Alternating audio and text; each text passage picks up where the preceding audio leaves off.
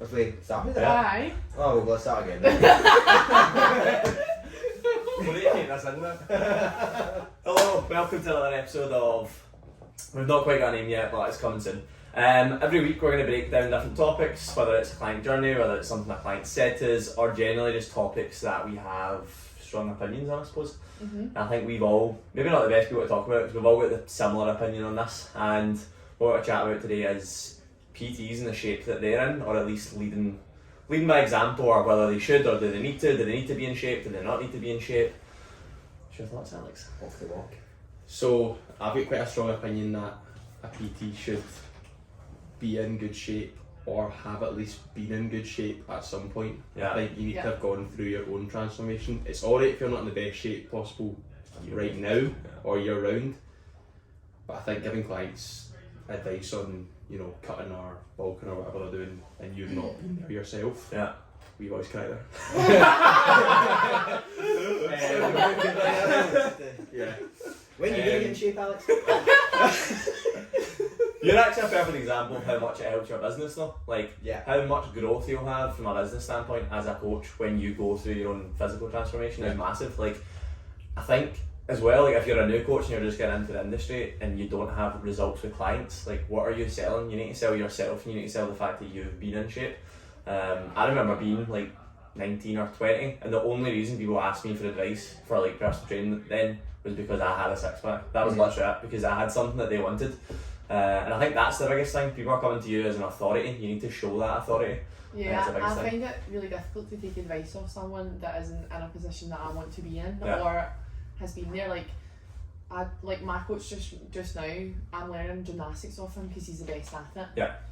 I wouldn't go to someone that can't do a handstand walks. Do you know what I mean? So why would I go to why would anyone come to someone that's out of not doing shape? it. Aye, Yeah. that wants to be in shape. Yeah, well, you're up. No, I I sitting think... there itching like, oh. No, I think the key word's authority, isn't it? Why are you going to listen to somebody that's not been or in the position that you want to be in? It's as simple as that, isn't it? You're not going to go into a fat loss phase. I mean, you must. There are some coaches out there that are out of shape and they're body transformation coaches, and I just genuinely, like, as a client, I just think, like, why are clients going to someone like that? I wouldn't be able to take. I wouldn't have a massive amount of respect for that person. I think as a coach, you need to have, well, as a client, you would have to respect your coach in order to take their feedback on board and implement it. So I think you want to be an inspiration to your clients first and foremost. So yeah, I think it's the same in like any aspect of any aspect of my life. To be fair, any advice that I'm taking from someone, generally I go to them because they're further ahead of me, or they've done it, or they're better than me. Yeah. So like financial advice, I would take from someone that earns more money than me, that's had a bigger or a better business than me. Training advice, I want to take from someone that's in better shape than me or that knows a lot more about me in training. And generally with training, and not always, but the more you know, the more you can apply to yourself, the better you're going to get as well. So that's my thoughts on it, and I've always had quite a strong opinion on that.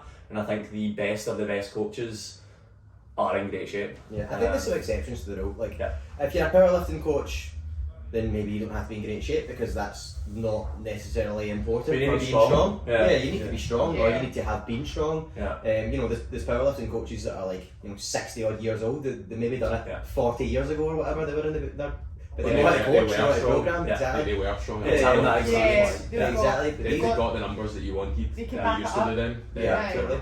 But they're still in that space, aren't they? They're not maybe the most aesthetically pleasing on the eye, but you know they're good at their space in the fitness industry, and there's a place for that. But you've got coaches out there that are body transformation For being coaches. specific, I think that's exactly right. Yeah. If you're going to be taking somebody on a 12-week journey to get them in the shape of their life, and you've never been in the shape of your life, I think the empathy you gain, like you've just went to both of you actually, like a really hard, in fact all three of you, I've just not dieted, but the three of you have just dieted for what, 10, 12, if not, you've done a long ass cut. Yeah. Like that gives you authority, one, gives you experience with exactly what your client's dealing with. Like look at how, like, if you've never experienced proper hunger, it's very hard to empathise with your client that's telling you they're hungry. If not, you're just, it's fine, you'll be okay. You don't understand it, so it gives you a much better understanding of I things. think if anything as well, it allowed me to push my clients a bit harder as well, because I then felt like I had the authority to Yeah, say yeah. that. But then Yeah. before they were like, well, Alex, we all know that you actually struggle to put on weight, so you've been eating 4,000 calories for a year, Yeah. and you're telling me to just keep going, push myself. I'm Yeah, like, yeah. well, yeah, I am now, because I did do it. Definitely. You know, I did it. Yeah. Fucking I think like So- we're going to put these out every week, but we'd love to hear your opinion on this as well, whether you think like what we're saying is right or wrong, or you get maybe a different opinion. And if we get anything else to add on this. I totally want to just touch on what Alex said there as well. Like, I obviously done a cut last year, and then there was a full year between then and my next cut, and I think it almost reaffirms that empathy. It almost reaffirms that feedback. You get better at feedback because the relatability between you and your clients, what they're going through. Yeah. Some of those struggles, you forget what those struggles are in 1 year space. Yeah. So it does just reaffirm that for a client. I think you become a better coach again because you've got another tool in your locker. Like, oh shit, I remember how hard this is. Or that barrier. Actually, I'm going through that same barrier right now. Here's how I handle it. What I will say is, like, we've touched on specificity. Like, we are specifically a company that deals with body transformations. So our opinion on this is going to be quite strong in the sense of like we feel you need to be in shape because that's what we deal with. But it's different. Like, a lot of personal trainers don't do body transformations. Like, they coach you to feel healthier and to get moving. That's completely fine. Those coaches maybe don't need to be ripped to the shreds, but